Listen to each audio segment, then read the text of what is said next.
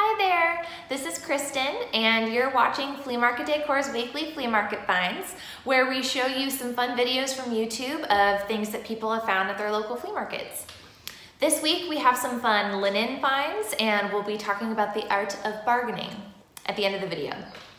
But for our first video, we have Paula Foerder, who found some great handkerchiefs at her local flea market, which is a pretty versatile find. You can use handkerchiefs for a lot of things, either for their intended purpose, obviously, or you can display them for their patterns on the end of a side table or at a tea party, or let's be real, you could use them at the background for your Instagram pictures.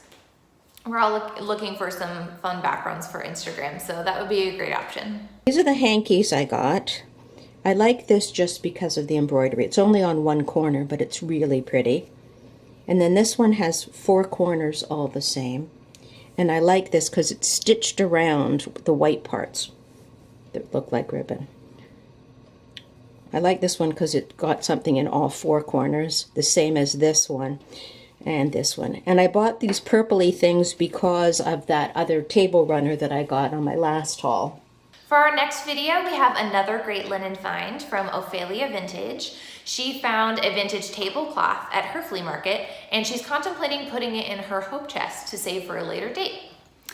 Which is a great idea because we've all been in that place where you're at a flea market, you find this great one-of-a-kind piece, but you know you don't have a place for it right away.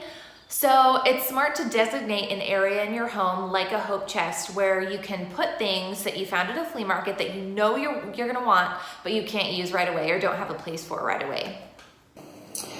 Okay, I got one linen item. This might be staying with me because it's very pretty, but it's this tablecloth, like a small tablecloth, the side table or something, and it's got all this like lace detailing. And it's in very nice shape. So it might be going to my house. If not, I'll just sell it. I have a hope chest going, and I asked my dad for it for my birthday last year, and he got me this beautiful cedar chest. And I like the old-fashioned idea of like collecting things for your future and your house, and so I've been slowly adding things to it. It's actually really crammed right now, but it's got table linens and glassware and things that I think I will use in my apartment in future. So I've been slowly adding to it over time, and that might go in there.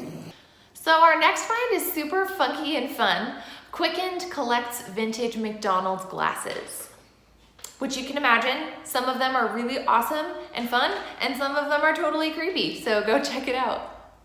So I found this one at the flea market the other week, and I found this at, I believe, Zern's flea market, and that's in Pennsylvania. It's just really weird. I've never seen this one before. It's just really, really weird.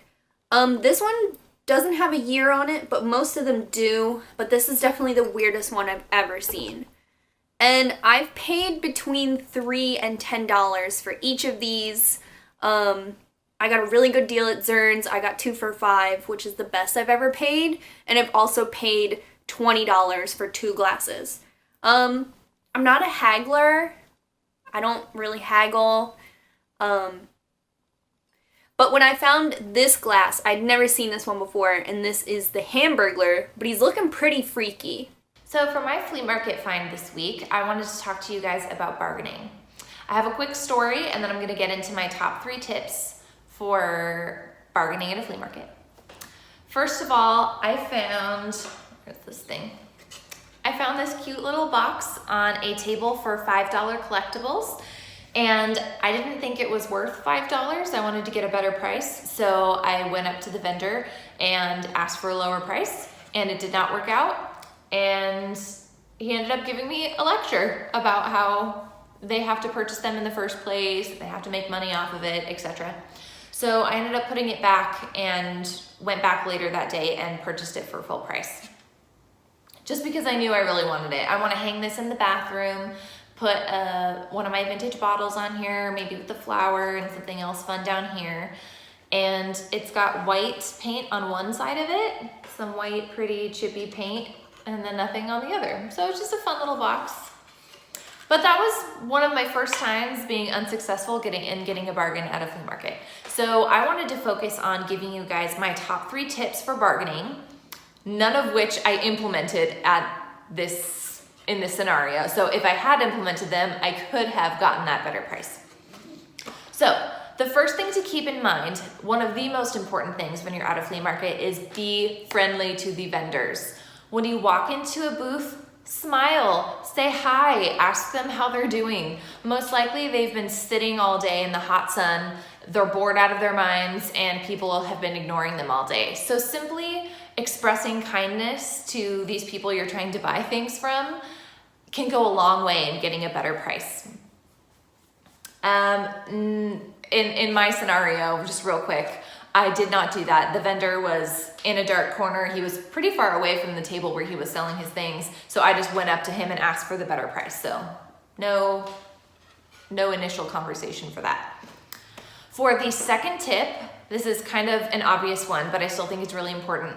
When you're asking for a bargain, ask for a fair price. If something is already priced really well and then you ask for 50% off, that's a great way to offend the vendor and make them not want to give you a better price for the item. So keep in mind the value of the item you're asking for, the price that they're already asking, and don't go too crazy with the discount you're asking for. In this case, I asked for $2 for this, which is over 50% off, so that probably wasn't the best thing to do. I could have started with $3 or $4 and tried to go from there. And the last and final tip for bargaining would be have your cash in your hand ready to go when you ask for the price.